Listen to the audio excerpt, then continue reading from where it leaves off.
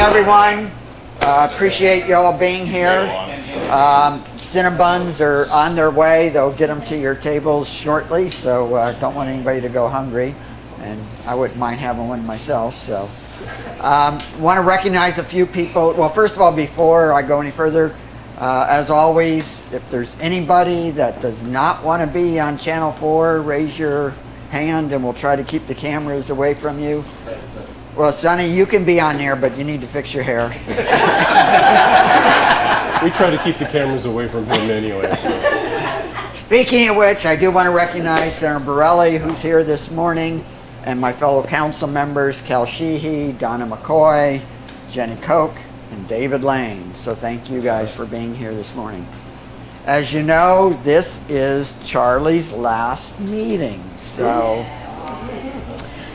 we're going to miss him, but in a few minutes what I think we're going to do is I'm just going to let Charlie take it over and maybe reminisce about his last 16 years, I believe it is, with the city. As he'll tell you, he actually started the day after 9/11 in 2001. So day before.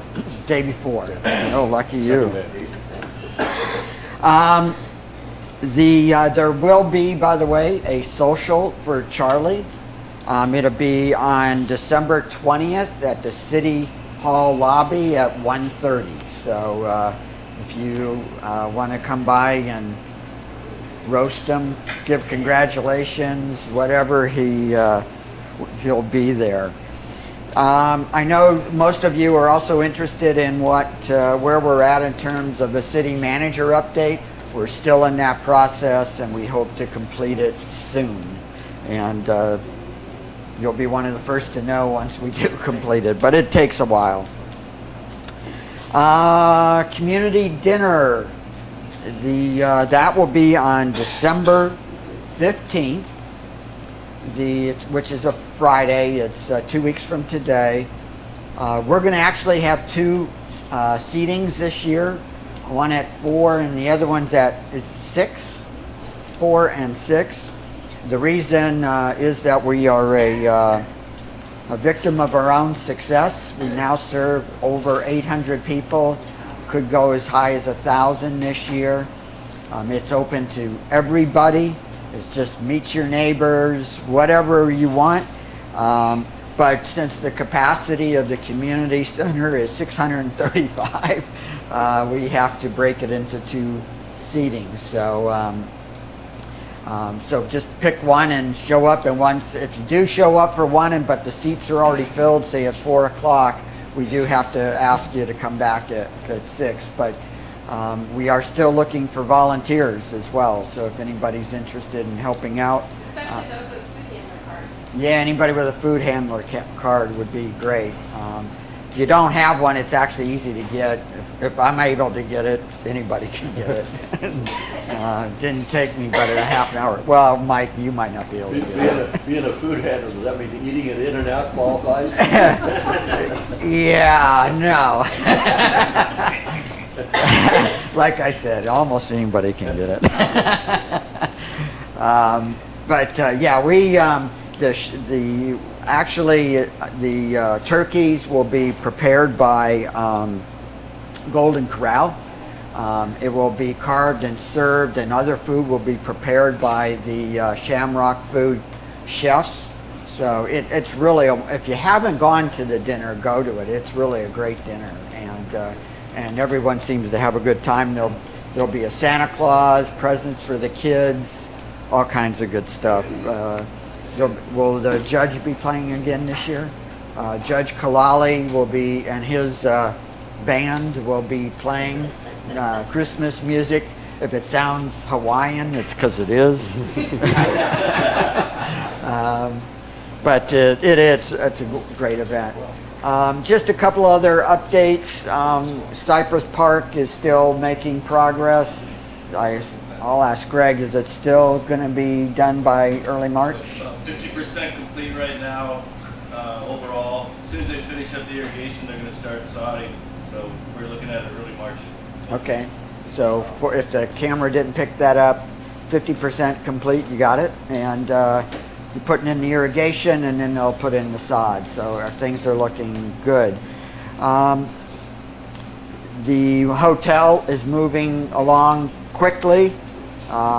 For those of you who don't know, the hotel, which will be a Holiday Inn Express Suites, or however that's pronounced, whatever order, be about a 4-story, 96 room, I believe. Is that right, Cal? 96 room hotel. It's funny, on the internet and Facebook, people are starting rumors that the hotel's going to be 27 stories tall. It just amazes me what people come up with. I think they do that just to see if there's anybody gullible enough to believe it. But it's a 4-story, and it won't be blocking anybody's view of the bridge and all the rest of that good stuff. It's actually going to be a wonderful addition. And in fact, because of that and Cal's Hotel London Bridge Resort, we were able to bring a convention, transportation convention here next October. So because they needed, they have about 250 people, and we needed the extra rooms, so it's already gonna be a hit. So that's really wonderful. And if that's successful, then they'll build Hilton Homewood Suites at a later date. They're moving along on the Havasu Riviera, and so that's moving along quickly as well. They're finalizing some of their infrastructure costs, and they're still planning to get that launch ramp open by June or July. I know they're in a big hurry to do it because of all the boating that takes place. And then one of the things that you're going to be seeing from the city is for lack of a better term, an education program on what's known as the expenditure limitation. We've touched on this a little bit in the past, but let me try to do a little better job of explaining what it means. In Arizona, there was a law passed in 1980 called the Expenditure Limitation. And what it was designed to do was limit the expenditures that could be made by cities and towns. Interesting, they didn't limit their own expenditures, which, since they're the ones that can't balance the budget, they probably should have. But it doesn't limit revenue, which is really interesting. There is no limit on taxes that you can raise. It's just limits on what you can spend. Roughly 85% of the towns in Arizona have dealt with it, and I'll explain that in a little bit. But we have not had any issues here. But now we are bucking up against the expenditure limitation. What that means for us is that while we have more cash in the bank than this city has ever had in its history, because we've been very fiscally conservative, we can't spend the money unless, and you're going to love this, we borrow the money first. So you have this rule called an expenditure limitation, but one of the ways around it is that if you borrow the money and make payments to build a project or even day-to-day operations, or in the last week what we had to do was borrow money so that we could put $12 million into our public safety retirement system fund. That is okay. So what really happened for us is that because of this rule that doesn't make any sense for us, we borrowed $12 million, money that we had available in the bank, because we wanted to help shore up the retirement fund. That will cost us in excess of $400,000 to do that because of this rule. So what you will see over the next several months is an explanation of how this rule works and how it will impact us as a community. What we want to be able to do is to go to the voters and ask them to reset our original base. Thank you. And let me explain that a little bit as well. Back in 1980, when the rule went into effect, there was an expenditure base that every city was established for every city. If you think about it, Lake Havasu City was incorporated in 1978. We had few parks, an incredibly small police and fire department, and the community was just beginning to develop. So this base is allowed to expand based on a wide variety of factors, but doesn't account for a community like ours, which has a lot of winter visitors. It didn't account for the fact that we were only 2 years old. So what we're going to ask the voters to do is do a one-time adjustment to that base that will then carry us out to our build-out, which is roughly 96,000 residents. We think that's the better way to go, as opposed to go back to the voters every 4 years and ask them to pass what's known as home rule, which is for the next 4 years, we want to be able to spend X amount of dollars. We would prefer just adjust the base once, know that since we know exactly how many residents we'll have when this city is built out, it's easier to do that and then move forward. If it doesn't pass, and we're going to be able to show this, it will impact just about everything in our city. Building new parks, not possible. Building other amenities, not possible.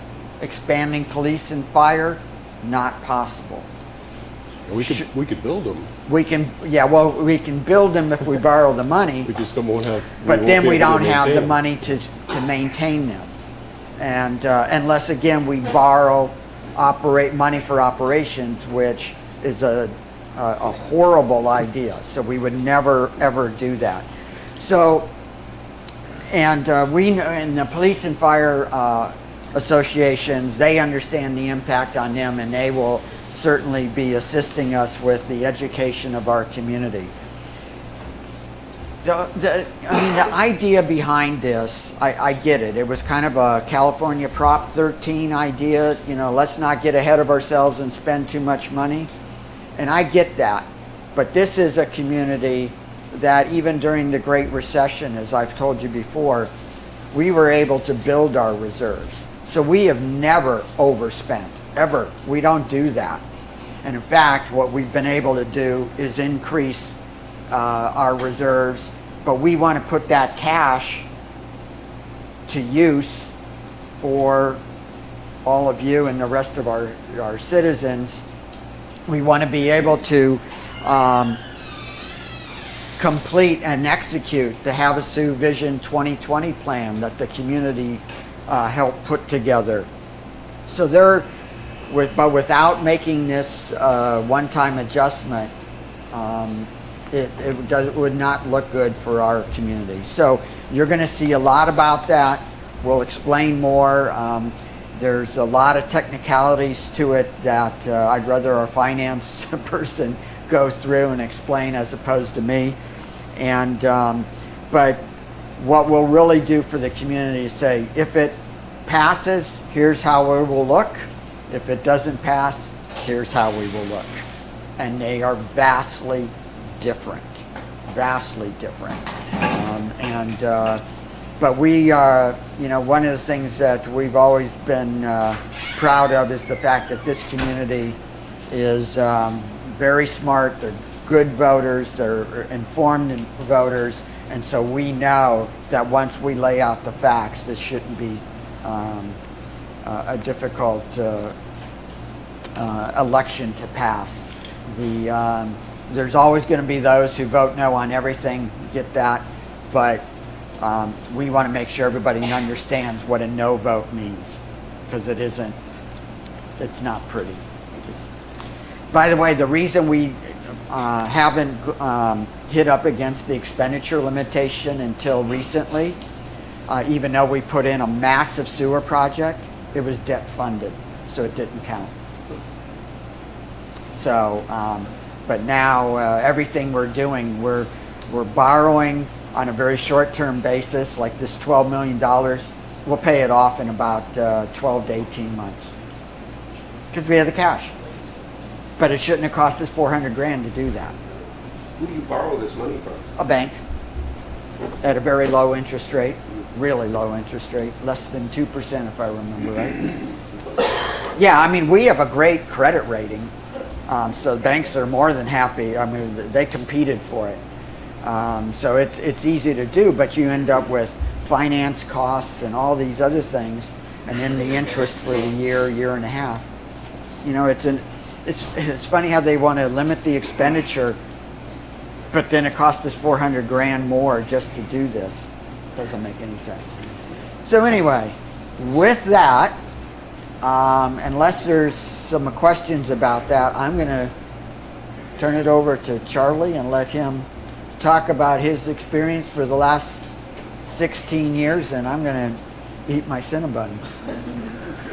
Thanks, Mayor. And just to tag on with the expenditure limitation, we have full faith in the voters in this town that they'll see the value in authorizing that, what we call permanent base adjustment. Our fear is that people will tend to vote no on things they don't understand. So we're going to make it very easy for people to try and understand something that doesn't make a heck of a lot of sense. I know that sounds crazy in itself, but the whole expenditure limitation formula, the fact that we're having to deal with it in this way is kind of silly to begin with, but we're stuck with it. It's in the Constitution. It was voted in by the electorate back in 1980. And as the mayor said, 85% of all the cities and towns in the state have already dealt with it in their own local best way. And by permanently adjusting our base, that is our local best way. And so again, the education is going to be to basically make it so people aren't afraid to vote yes on that ballot item that will appear in next fall's election. Mayor asked me to maybe do some reflection on my last 16 years with the city and my last 8 as your city manager. And there's so much water has gone under the bridge, so to speak, in that just the last 8 years that I've been city manager. That's an episode in itself. But 16 years ago, I came on board with the city as the public information officer. I came from San Diego. My background is civil engineering.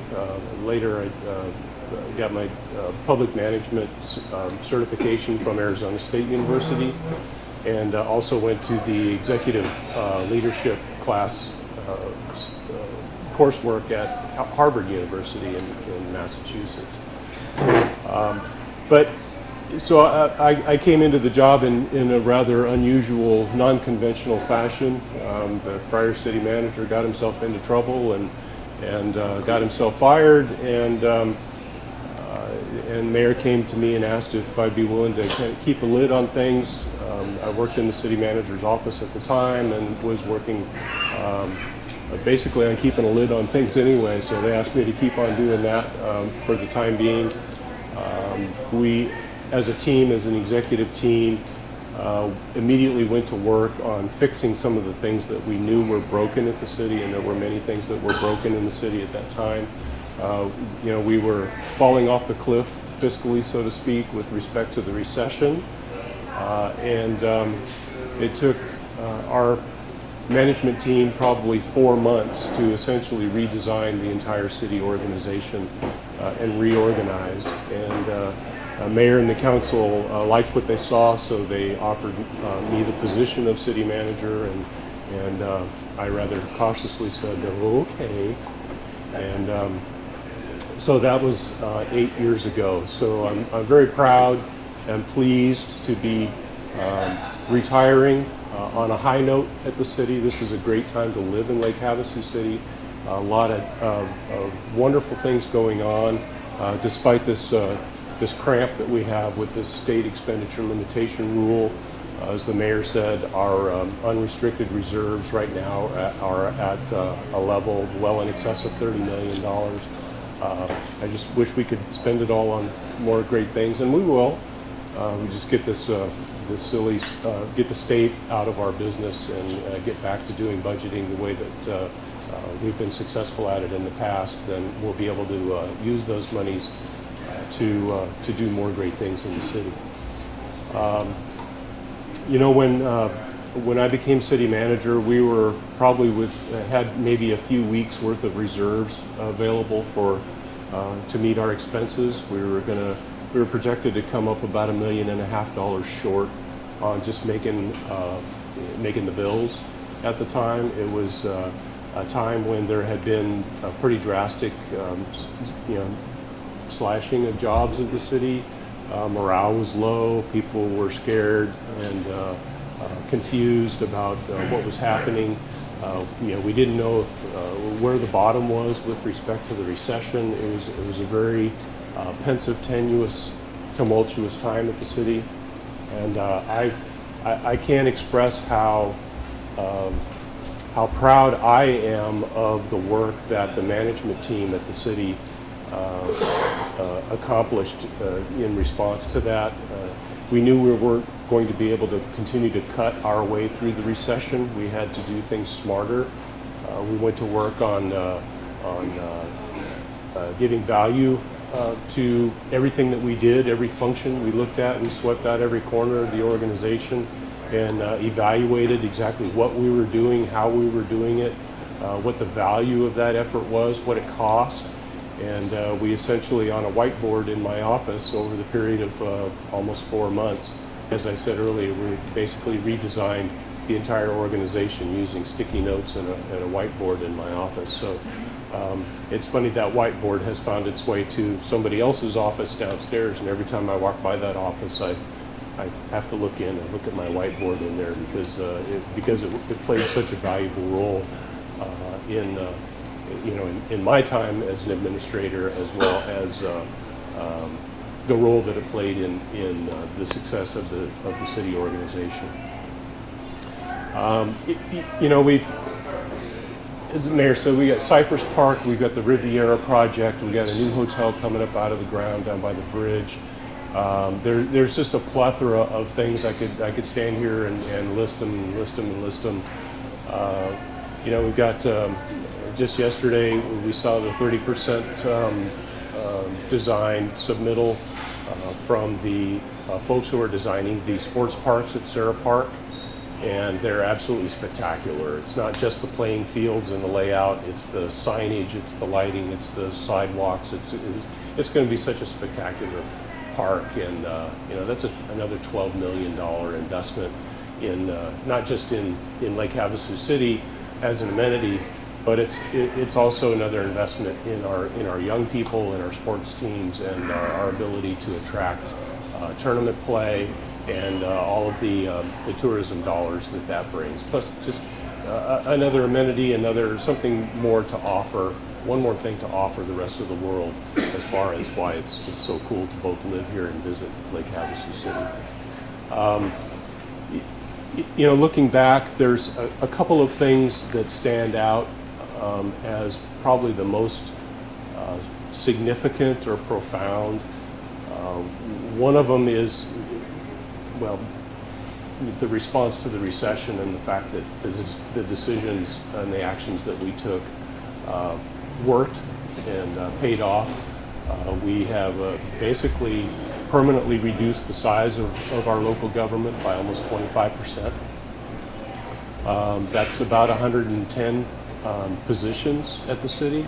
Fortunately, a good number of those were already vacant, and we were able to reposition some others into areas where we found a greater value, and we moved the talent and the resources out of one area and into another, and trying to achieve the greatest value for, well, greatest bang for the buck, so to speak, in the organization. So that was, there were some risks there. There was some significant decisions that had to be made, and again, we made them as a team. And I can't take credit for it, but I am honored to have had the opportunity to lead such a skillful and professional team of managers, and the support of the mayor and the city council all along the way. We didn't have that support and that trust as managers. It couldn't have happened the way that it did. So I appreciate just kind of how all the planets aligned along the way. Some will call it luck and others will call it skill. I don't know what it is. All I care about is the end product and the outcome. And I'd say right now it's pretty darn good. Another thing that comes out, well, the fact that we completely sewered this community almost 2 years on schedule or ahead of schedule, and over $100 million under the original budgets. That's obviously significant. It may seem silly or surprising to hear that the sewer project and its timing through the recession was actually a bit of a blessing to the city, in that it kept our economy and kept money moving through our economy at a time when if we hadn't had that major project happening in this community and that money circulating through our system, the recession certainly would have had a much greater impact than it did. So there was a bit of a blessing there, plus the fact that we were doing environmentally, we were doing the right thing with respect to protecting our groundwater supplies and the quality of the water in the Colorado River. Just wish we would have had the feds step up and help us out with paying for it. And that's another thing that stands out as probably one of the most significant accomplishments over the last number of years is once we did complete the sewer project and once the flows stabilized, we went back. One of my promises to council early on was that once we finished that project and the flows stabilized and we knew exactly what the cost of maintenance and operation was going to be, that we'd go back and revisit the original financing mechanism that got the sewer put in and determine whether or not there were changes that were called for with respect to the ongoing operation and maintenance. And if there's a way that we could avoid the extreme rate increases that were on schedule to occur once all those borrowing pigeons came home to roost. That was going to result in, we were looking at another 30% sewer rate increase on top of rates that were already among the highest in the state.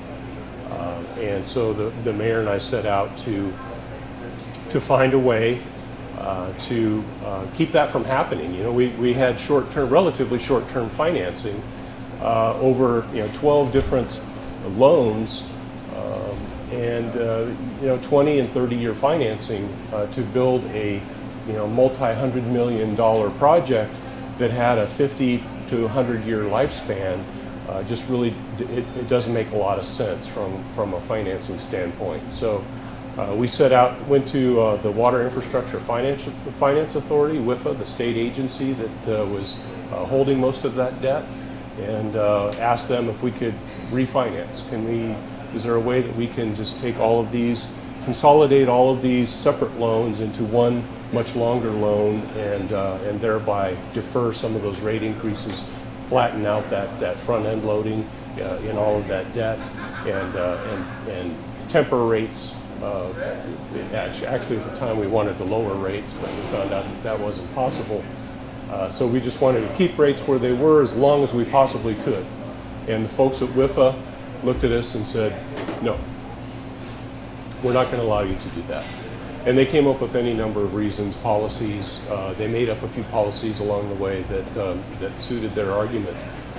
So long story short, it took about a year and a half, almost 2 years, for the mayor and I to kind of beat WIFA into submission, so to speak. It took legislation. Thank you, Senator Borelli, for helping us to get legislation passed that prohibited WIFA from charging us the $15 million worth of prepayment penalties that they threatened us with if we were to be successful in pulling off what we wanted to do.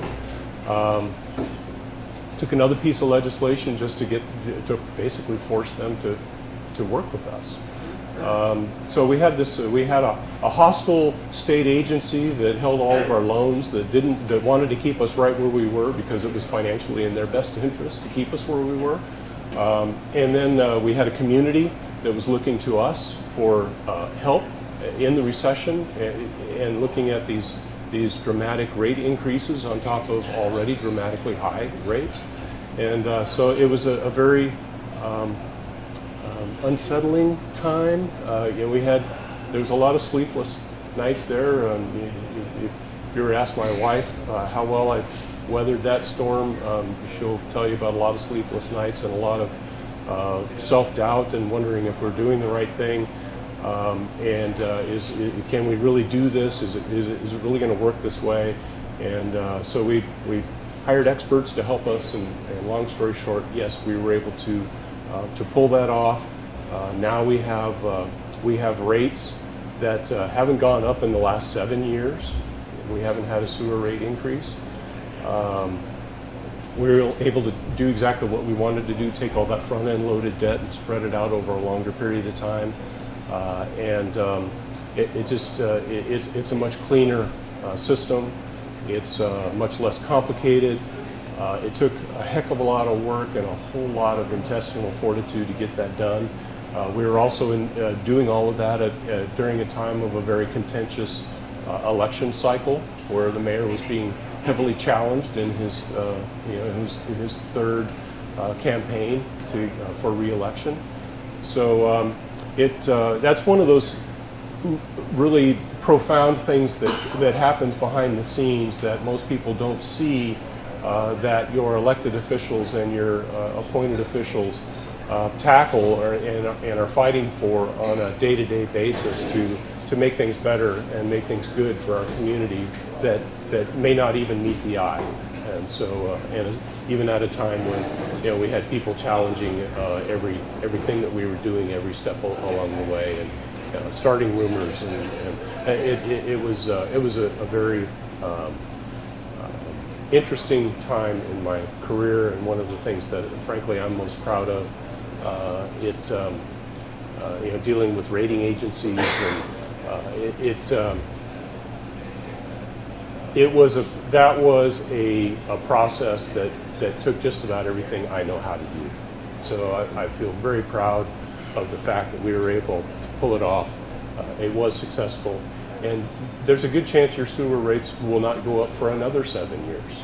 So that's almost unheard of. I mean, we completely sued this community. We're going to pay for it virtually all on our own, and we're going to do it with rates that are very affordable. So where we started out at the top of the state as far as our sewer rates, now we're somewhere down around the middle because everybody else is doing expensive projects and having to raise their rates. And if we can hold that off another 5 to 7 years, we'll be down probably at the bottom of the state with respect to what we pay for our average monthly sewer costs. Any questions? I feel like I'm boring you to death. How much interest do you have to pay now on the sewer? Long-term borrowing? Well, the end result, I mean, after it's all said and done, I mean, we were accused about, well, you're just putting debt on my grandchildren and all of that. Well, yes, people who move here in the next 15, 20 years, yes, they will have a share of that sewer debt as well, but they're also going to be using the system. Sure. And so those of us who were here in the first 20 years, is it really fair that we pay for all of it, and then everybody who comes after that doesn't pay anything? But to answer your question, long story short, the total cost of what we will pay over that time as compared to what we had before is about $1 million. but $1 million over 30 years spread amongst 30,000 accounts, plus every connection that comes on in the process, the Riviera project, the housing that connects in the future, as well as the 4,000 plus acres of state land to the north of the city that is in the city that will develop someday, and those people will connect and they'll also share in the total cost. So over time, yes, it will cost about $1 million more, but when you're talking about a $270 million debt, total debt, it kind of almost gets lost in the rounding over time. Yeah, the financial advisors we had were amazed we were able to redo all of this debt for a present value cost of $1 million. It was, but again, it was during kind of at the end of the recession when interest rates were incredibly low, and the way we looked at it is if we don't do it now, it's going to hurt us later, and so we did it. And one of the things that Charlie didn't, and I think I've mentioned it before, but when we were on the phone with J.P. Morgan, they called us, and this was the morning that they were going to the open market to sell our bonds, 180 million of open market bonds, and they called and they said, well, we want to give you a status report. Okay, how are we doing on selling these bonds? Well, we have orders for $400 million for your bonds. So we said, looks like the interest rate just went down on those bonds, and that's what we did. They went through, lowered the rates until it balanced. And so the demand was high because we had a good credit rating, financially well run, and so that even drove the interest down even more. And I've talked to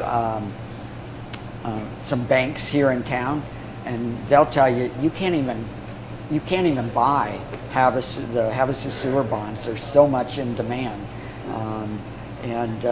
again, it just was a project that right time, right people, and the right way of doing things, and it worked out for all of the citizens. And an incredible amount of courage and intestinal fortitude to get it done, and keeping our heads down, and at a time when, again, all this other noise was happening all around us. And I got to hand it to Mayor Nexon. Certainly I would have never, not having a financial background,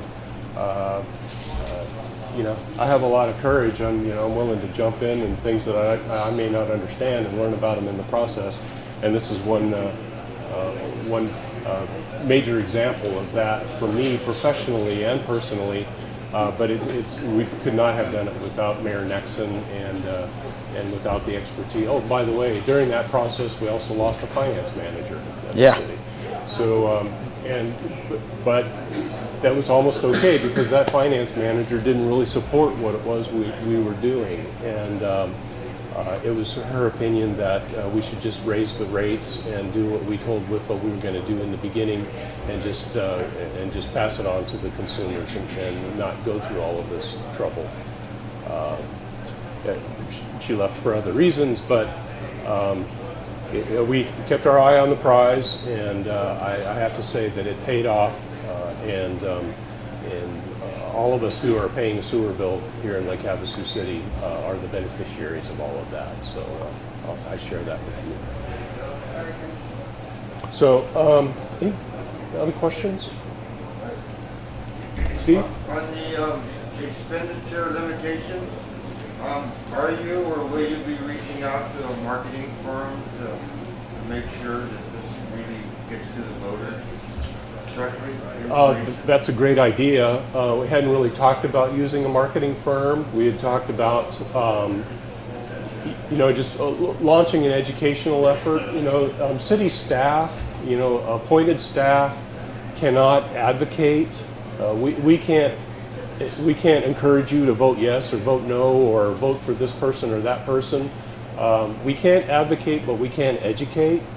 And like I said earlier, our biggest fear is that people will vote no simply because they don't understand it or they don't know what it is.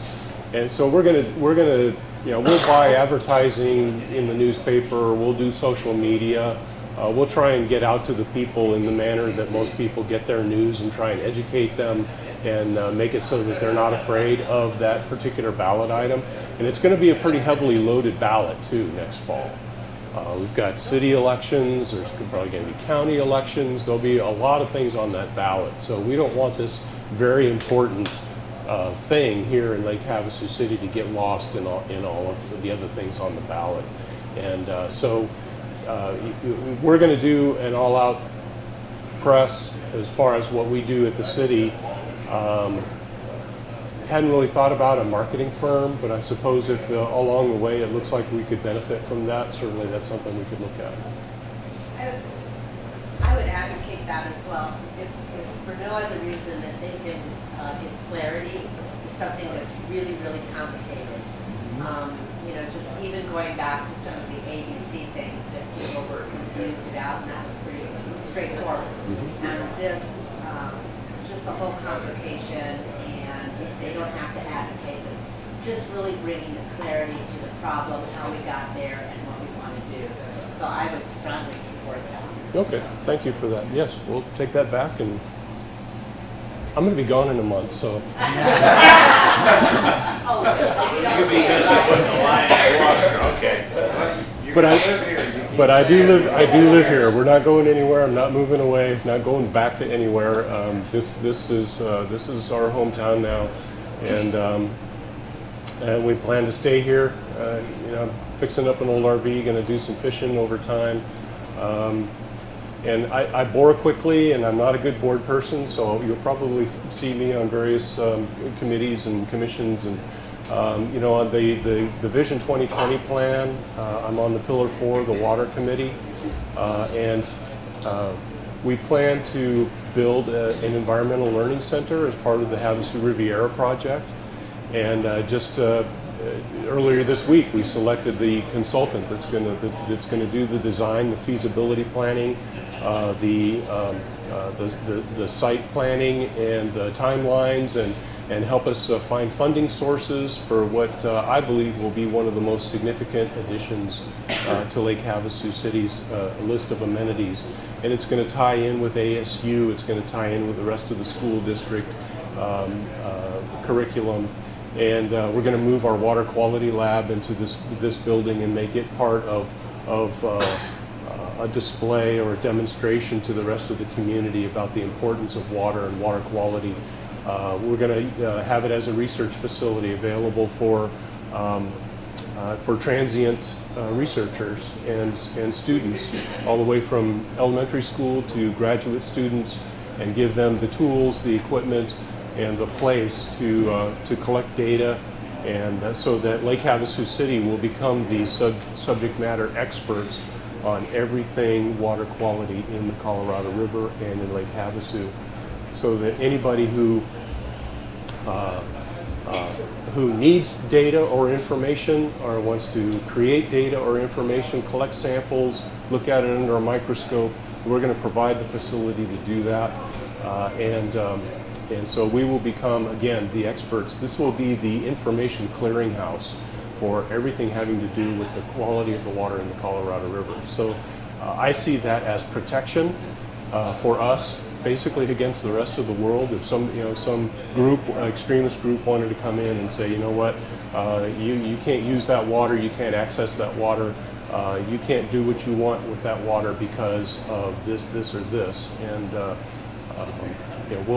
we will then have the ammunition to, or the information, we'll be armed with the information as to whether or not those claims might be true or not. So I think that's going to be a wonderful project, and I still want to be a part of it. So they've accepted me as a volunteer on that committee, and so I definitely plan to continue being a part of that. So you'll see me around town. You can't get rid of me that easy. One of the things that, just to point out about Charlie is, first of all, I appreciate him very much, because we've made a really good team over the last 8 years. And a lot of it is because we have certain or similar views on how a business should be run, or how City Hall should be run, for instance.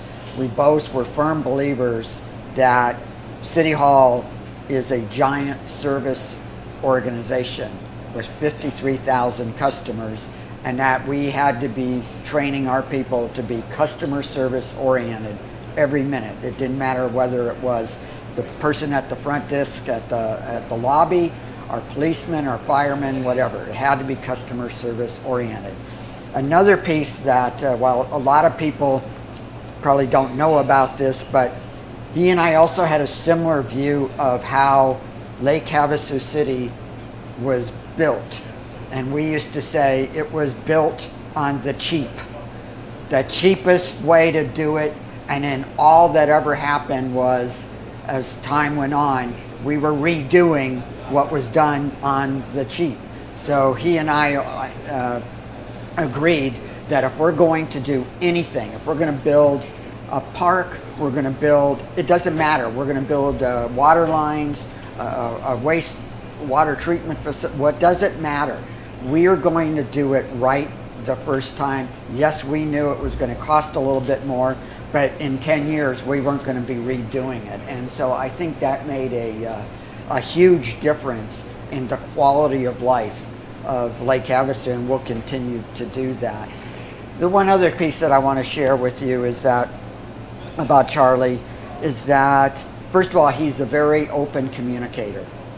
And when I asked him to be the interim city manager, and then later the council confirmed it, I just told him, just be open and honest, make sure that we have all the information necessary. And he did that. And the other thing that was important was that we told each other that we had permission to disagree with one another. So, And we did many times. and we did many times. But the result of that was, first of all, you never saw those disagreements out in the open. What you saw, what we did was, if we disagreed with each other, we would talk in his office or mine, and in the end, we came up with a better result because we walked through it. We go even down to, like, if I'm writing a speech and I might be struggling with something, I'll write the speech and I'll give it to Charlie and say, could you read it for me and tell me if I'm saying something that may be inappropriate, politically incorrect? Am I leaving out something that's important? And he does that even with, when we talk, he has management decisions. We'll talk about those. And that's really why this relationship has worked so well, is because we weren't afraid to use each other as sounding boards, because in the end, all we wanted was the best decision for this community. We didn't care really how we got there, but we wanted to make sure it was a quality decision. And the last thing as an elected official I wanted to do was put my go out there and put my neck out on the line without having any sounding board whatsoever. And he's been that sounding board for me, and because he's got a lot of management experience, and so that's just made it a great relationship. I'm going to miss that relationship, as I said before, but that's hard to find too, is being able to have enough trust in somebody that you can say, you know what, Charlie, if I'm doing or saying something stupid, I want you to tell me that. And it worked. So it really did work. Well, thank you for saying that, Mayor. I fully agree. It's been a very symbiotic relationship, very open. Again, we don't agree on everything, but when we disagree, like the mayor said, we talk it out, and like he said, we end up with a better product. And I think, like you said, it's all based on our mutual mantra that whatever we do, it's got to be in the best interest of Lake Havasu City and the people who live here, because that is why we're here, and that's what I try and instill in my staff, is that yes, we are a public service organization, and we're here to help each other succeed, but foremost, we're here to make a better Lake Havasu city. And so when I retire in a few weeks, I will feel very good about the fact that I'm leaving a better Lake Havasu city than I found it, and have set the course for much more progress in the future. We get this expenditure thing out of the way, then we can bust out and really do some neat things in the community that are already in the hopper. So one of the things that a friend reminded me of the other day, he said, you know, when you first got this job, based on past experience, you said that the only thing you know for sure about it is that it's going to end badly. And I remember telling him that at the time, and based on prior experience, yes, that was true in my mind. But I am very tickled to say that I was wrong, and I'm very proud and honored to have been your city manager the last 8 years, and I want to thank everybody for that opportunity. Senator? Yes, Charlie, and I want to thank you for your service, but all the 16 years of trials and challenges and major hurdles, did you have fun? There were some tremendous rewards along with the tremendous challenges. You know, people tell me all the time, I wouldn't want your job. And so, well, why not? Well, just, you know, because it's too much responsibility, it's too weighty. You know, some of the big rewards come from the big challenges. And so as long as you're not afraid to tackle those challenges, and like I said, I have a crackerjack team of managers all around me. So I have this safety net of expertise all around me. So what I don't know, they will tell me I don't know. And again, it's part of that open relationship, and not being able to, not being afraid to say, you know what, guys, I need your help with this because I'm having trouble with making this decision or knowing whether this is the right path to go down. And I get good advice from the people that are closest to me.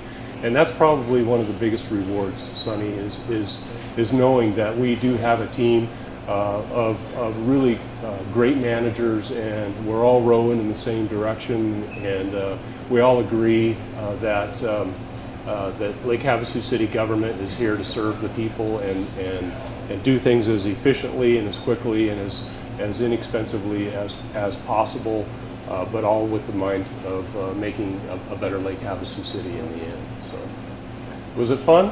Absolutely. Steve. I'd like to thank you and the mayor for recognizing the importance of a vibrant downtown and the bringing ASU to the community, and getting your staff excited about the downtown and everything. I think it's been the best. I've been here 20 years, and this has been the greatest it's been in a long time. Thanks for saying that, Steve. I appreciate it. I think I see behind you my big boss. Your what? Kathy? Yeah. She out there? Yeah. Those of you who have never met my wife, Kathy, this is my wife, Kathy. We've been partners in life for over 41 years now. And she's looking forward to me making her breakfast. No, she's not. Actually,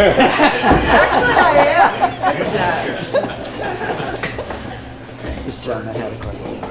Yes, sir. I have a question for the mayor and the state senator. Sure. Is there any state law or city ordinance about all the fake service dogs we have in this town? It's federal. No, that's a great question.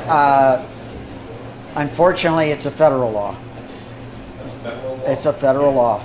And the states and the cities have to comply with federal law. I So, think it's Department of Justice. yeah.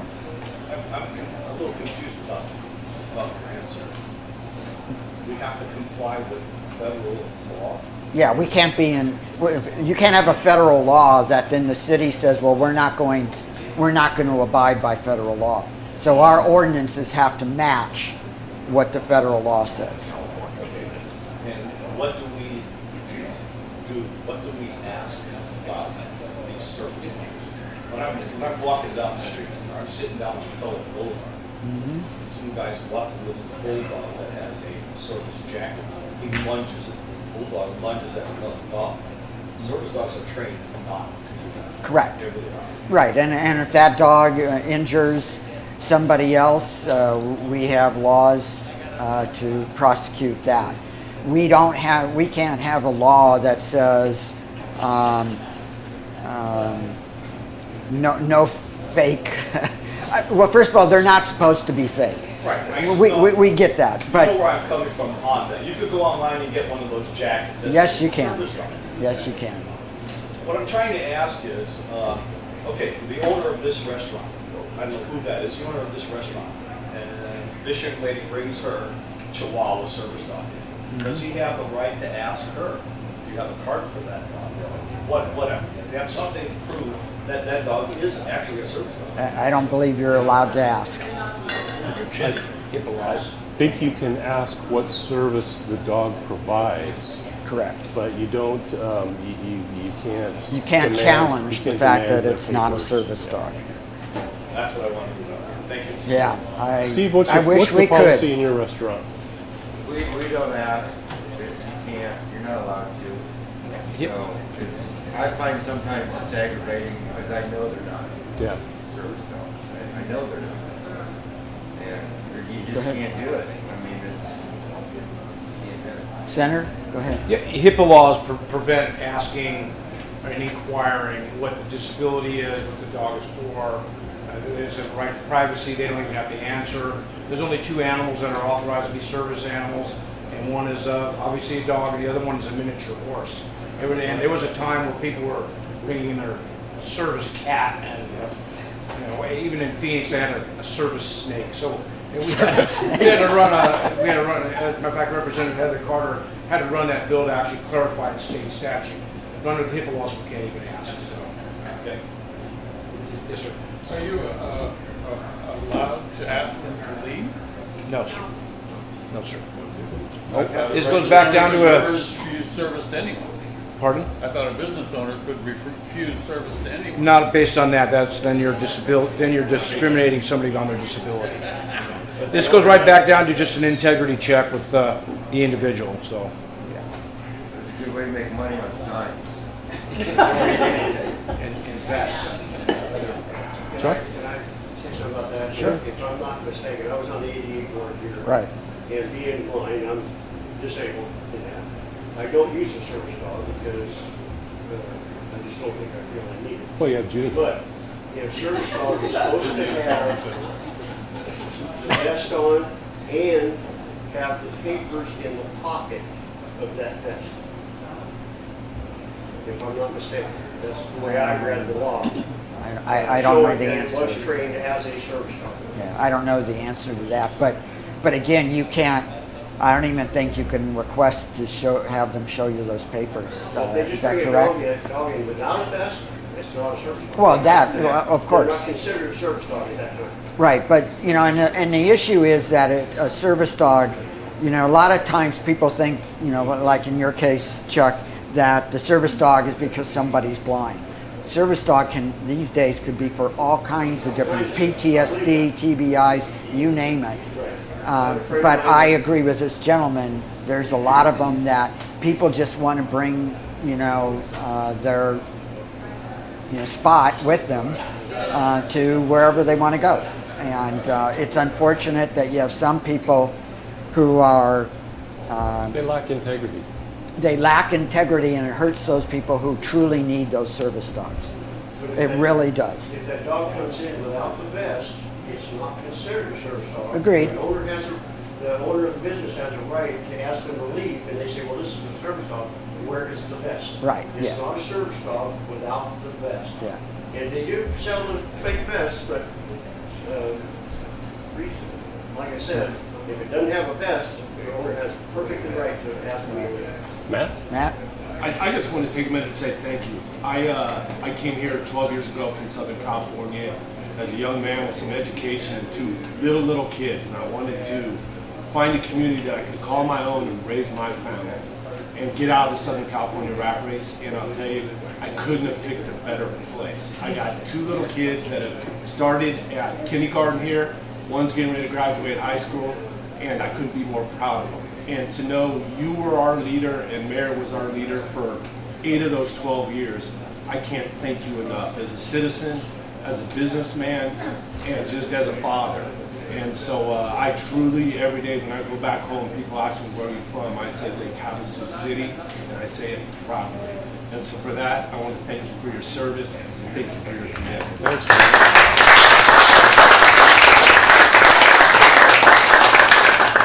It's all yours. You go ahead. Mike? You're gonna have to help me out on this. Dilly Dilly.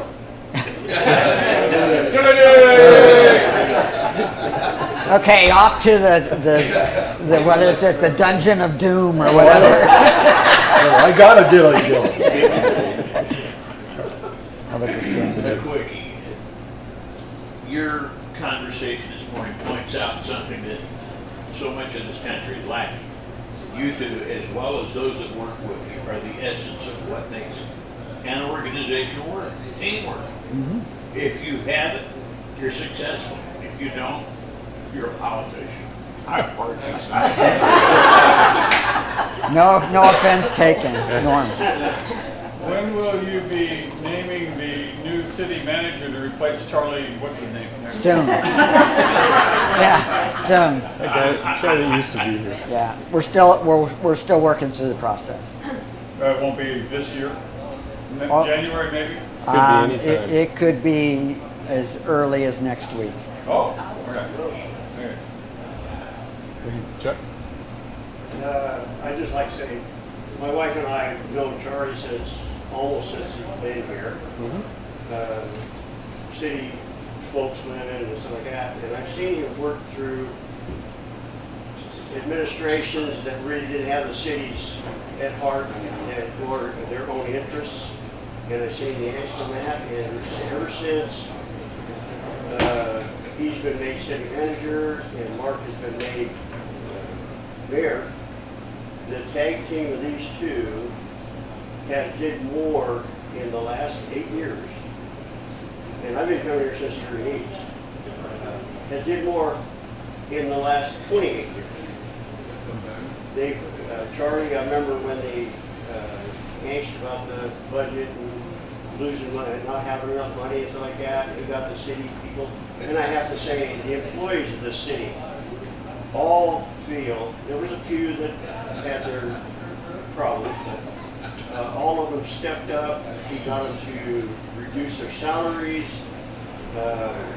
Just for people that don't realize, his city employees did a lot for this town too. Mm-hmm. Absolutely. And they're very nice people. I've talked to, we've seen them out on the road, when they're working and stuff like that, or to come to the house, police and fire, and that. But these two have been so good for this city. It didn't hurt to have a CPA do those bond stuff. He knows where the root of money is and everything else. And I've seen the two of them. They never came out with a policy that wasn't collaborated between the two of them in that. And like you said, the soundboard off each other, and they got everybody else on board in that. And I think that was a big thing. They didn't. They ran the city not with an iron fist, but with a more of a collaboration with everybody. And I think our city is well better now than I remember when I first came. So I'd like to congratulate the two of them. I know Charlie's leaving this year, and I think Mark is, I don't know if he's announced. That's right.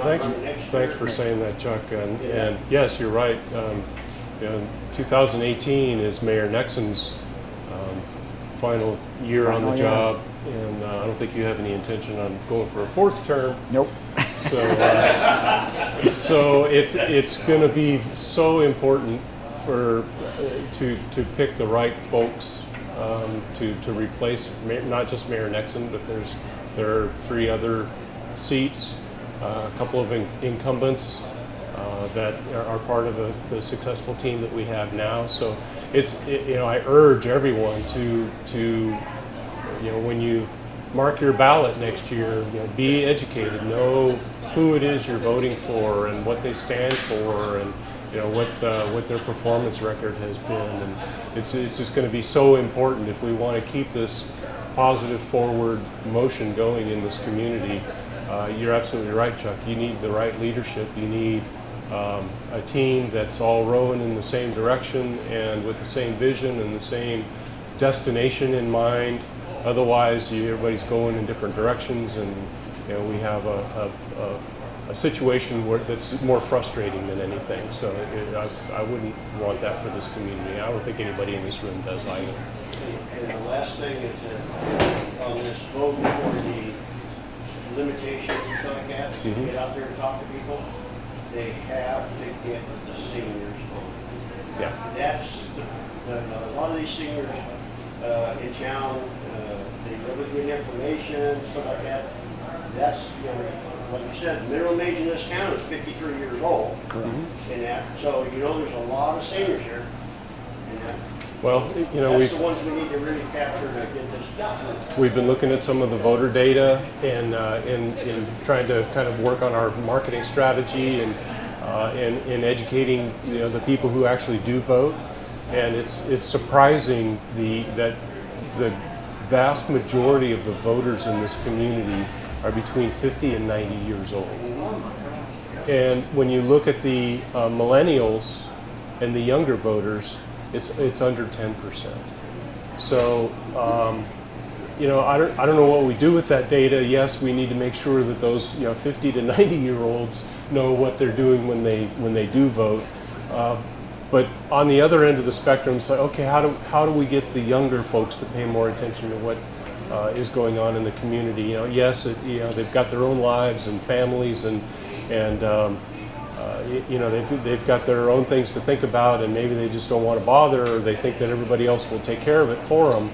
And if you want 50 to 90-year-olds to take care of things for you as far as the government's concerned, well, then that's your prerogative. But I would like to encourage the younger folks to get involved and to understand how things work around here, and how everybody can have some input into that.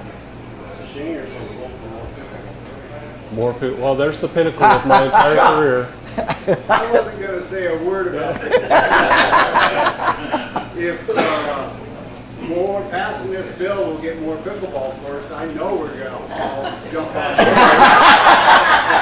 All right, we'll make that promise. We can even put a banner up on our new courts. There you They go. are nice, and we would like to get more courts. And Absolutely. we know that we're going to come up with some more money to help build those courts, but this is a problem if this doesn't pass, that the city can't build them, and even if we brought all the money, which I don't think we can do that, they still can't maintain them. So that's what we have to. There you go. We have to pass. The $12 million worth of sports fields that are on the drawing boards for Sarah Park right now. I've already suggested to council that we, in the next budget cycle, we will budget for the construction of those fields, but we don't begin construction of those fields until we know the results of the expenditure limitation vote, because while we still might be able to build $12 million worth of playing fields that are exempt, the borrowing is exempt from expenditure limitation, the $1 million more a year in operating and maintenance that goes along with those fields is not exempt from expenditure limitation. So I'm going to suggest to council that until we know the outcome of that vote, that we don't begin construction on that project. Chuck? The the vote's gonna be what, November of We don't, 18? we're looking whether it should be August or November. We haven't Probably decided. August. We think that maybe the primary might be the best place to have it, but that decision hasn't been made yet. So then, is the next budget cycle, is that the 18-19 budget, or is that the 19-20 budget? It'd be Because I know we do 2 years. it'd be the 18, yeah, it'll be the 18, actually It'd what be it the is 19. we've already done the budget for 18-19, tentative budget, and we'll confirm that over the spring. But it is cognizant of the fact that we don't have the expenditure limitation exemption passed. So it was designed for in the event it doesn't pass, to be honest with you. So we can budget for it, and while our budget may be in gross violation of the expenditure limitation rule, until we actually go to spend the money and report those expenditures, that we're not in violation. So we can budget for sending rockets to the moon if we want, but we're not going to spend that money obviously until we're able to. By the way, if I remember correctly, and correct me if I'm wrong, Charlie, I believe that if you violate the expenditure limitation, so let's say that your limitation's $50 million and you spend 51, I believe the penalty is that they take your state shared revenue away from you. Right. Which is substantial. And it compounds every year. So it's an exponential thing. It's tens of millions. Totally unaffordable. We can't afford to do it. The other thing was that my daughters were here over Thanksgiving for 11 days, and we walked Rotary Park a lot. Mm-hmm. And they couldn't believe how well maintained, how beautiful the grass is. Isn't it great? And stuff like that. They just said, we don't even have parks like this in California. It's so beautiful here. The parks and stuff like that. Almost every morning, Congratulate maybe 3 times a week, I will drive through Rotary Park on my way to work, just kind of make a commute out of it, solely for the purpose because it makes me feel good. Yeah. It's a nice way to start my day. Where the bowl is needs a little bit more work. Lisa? Speaking of financial responsibility. I just wanted to say, back in, I think, when you were hired initially as a public information officer, was that 2001? Yes. I'm gonna guess, because you may not know this, but I applied for that job. Oh. And and I think I had a telephone interview, and then I got this lovely letter from the city manager, Bruce Williams, I think it was at that time, that said, thank you for your application, but we are hiring somebody who's much more qualified and has municipal experience, but we really appreciate that you send us your resume, blah, blah, blah. But I think maybe like 3 weeks later, I got hired at the chamber, so I think it worked out pretty well for both of us. So I too want to thank you and echo what Matt said. It's been a pleasure to work with you. Thank you, Lisa, and the feeling is mutual. Norm. Speaking of financial responsibility, have we heard anything more from the state about getting our HERF funds back? What do you think the chances are this year, Senator? Well, we're working on it. We're nailing it and knocking it down as much as we can. It's an election year, so there's not going to be a lot of solutions going to be brought forward because it would require raising some revenue through some good taxes or fees. But we've been knocking it down as much as we can. There's a few things I've got ideas or I'm trying to work out to help with DPS, so that way we don't divert funds from HERF going to DPS. But there's a lot of those issues. We're still attacking it. We've managed to knock a lot of it down, especially on the county side, but we're not done yet. So what they got is a no. Yes. Well, we have made a significant we decrease got in sweeps. 30 million of it, but we're still short. Is it 90? I think 90 or 60. I can't remember. Right, and then of course, my pet peeve is the back pay.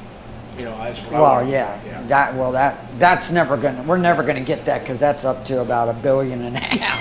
So we know that's HERF money under the London Bridge. So yeah. I got a question for Sonny.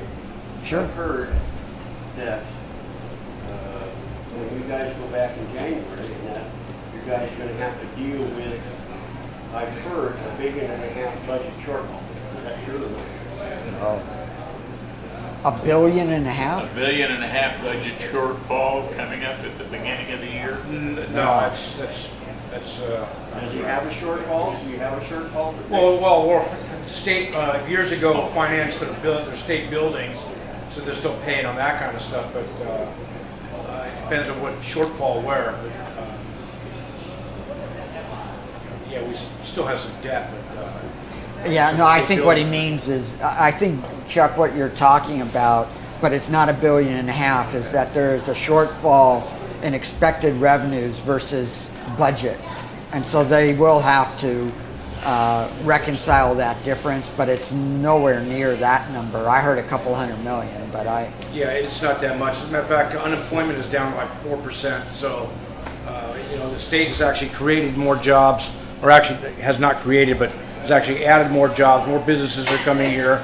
Thank God for Jerry Brown, because California businesses are leaving and they're coming here. So I say we, instead of concentrating on building a wall on the southern border, I think we should put a toll bridge for, a toll gate for anybody coming across from California. Immigration tax. But actually, the state's doing very, very well. Projected revenues. JLBC comes up with a lot of strategic wild guesses. So anyway, maybe we should get the mayor to go work for the state.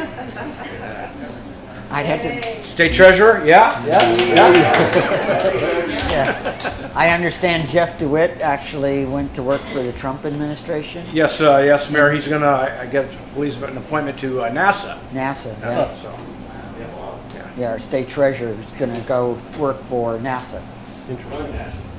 Yeah. I don't know if he's running or is he in finance. I'm not really sure what his position is. CFO. CFO? Okay.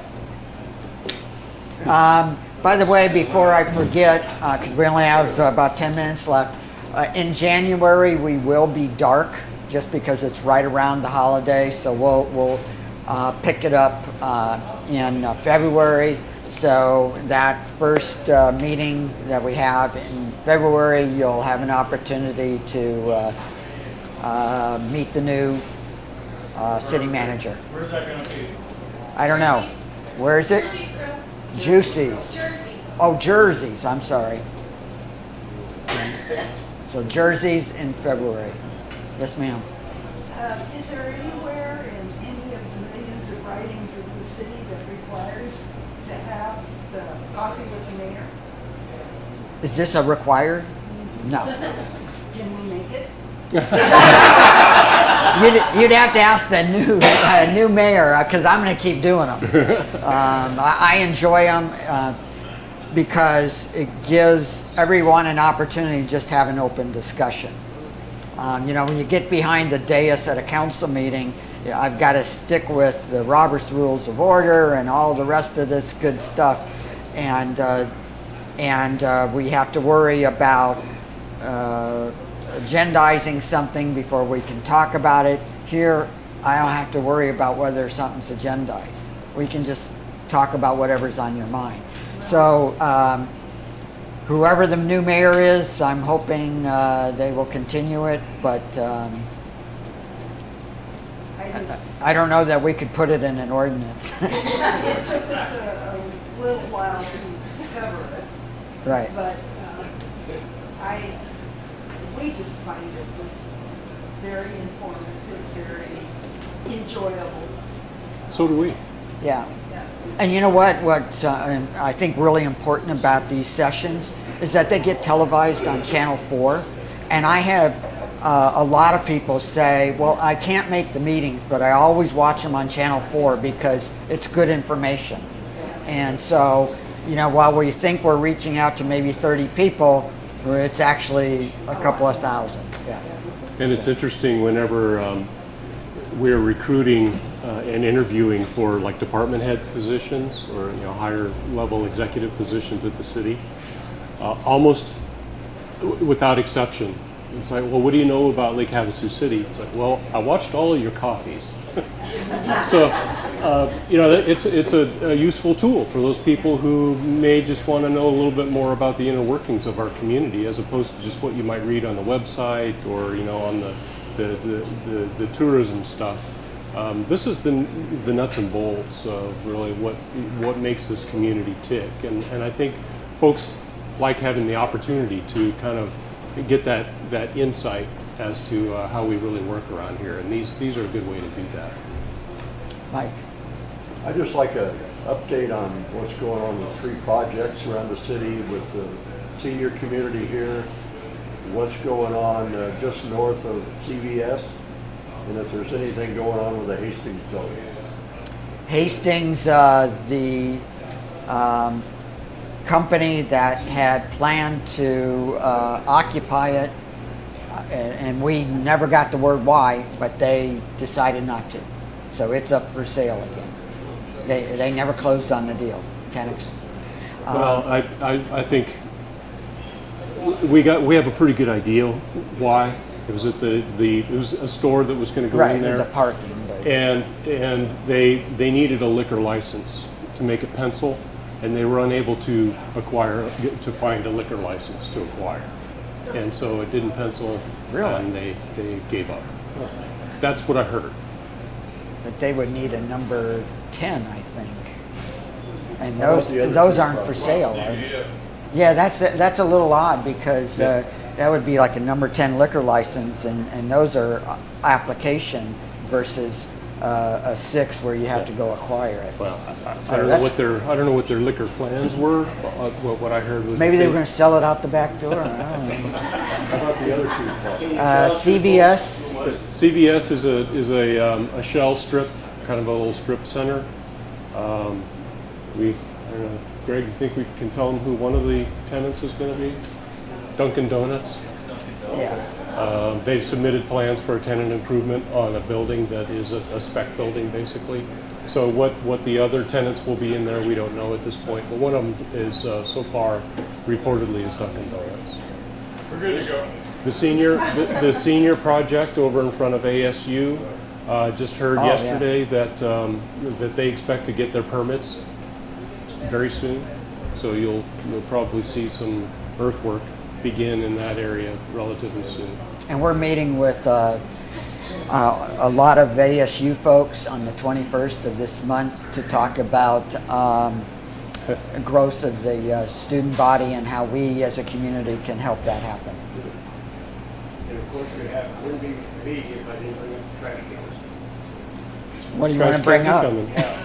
I've heard that they're training drivers on some of the trucks and stuff already. Have you heard that? Tune into the council meeting on December 12th. And you'll see Mr. Matt Cross will be given a complete update. Matt Cross is coming to give a total update. You will be fully brought up to speed, and yes, the trash cans are coming. Literally, we're on our way. I was wondering if you could give us a little more insider update on what's going on with, I've heard about the community garden that they're going to be starting, and they're working on getting that. Yeah, New Horizons, they're an organization, a nonprofit organization that serves the mostly disabled adults in the community. They have a piece of property that they want to develop into a community garden. That's their project. It's not a city project, but we're working with them to help them accomplish that goal. Sounds like a neat project. Right now they just have kind of bare dirt and a gate, like you saw the picture in the newspaper. But if you contact the folks at New Horizons, I'm sure if you're interested in volunteering for that effort, I'm sure they'd love to hear from you. Yes, the third state Rotary Club also. Steve's Rotary Club is the partner with New Horizons. Oh, okay. Sunrise Rotary. I believe we were told once before that at Havasu Riviera that the golf course was scrubbed. Is that still the case? It's not, I don't want to say it's scrubbed. Right now it's nothing more than a placeholder though. Until, quite honestly, the community will support the construction of a golf course, it's just going to be a placeholder one of two things will happen. Either the community will say, we need another golf course and let's go ahead and build it, or we will scrap it and think of something else. But right now, It's just in limbo now. it is just in limbo. That is I correct. predict, I mean, it's not something that's on the city's long or short-term CIP program. It's like the mayor said, it's a placeholder. It would be a beautiful course. But I predict that that course will not come to fruition until the botanical gardens are in, the environmental learning center is in, the state park public facilities are in down at the lake, and the Comex project is either in or complete, which includes hotel, mixed commercial. All of those things combined, I believe, will create a synergy there that will ultimately generate that golf course. It will become an amenity that the surrounding area and the community not only supports, but feels they actually need. So, but I would propose, I won't be involved, of course, but I would propose that if that golf course gets constructed, it will not be constructed with taxpayer dollars. Correct. June. Do we still have a farmer's market? Not that I know of. No, at the swap meet they have, it's like a farmer's market. Somebody's handed up their cherry tree or something like that. Yeah, there was, but that's been long gone. Yeah, that's gone. June? Yes, speaking about council meetings, I will always remember our first council meeting that we went to.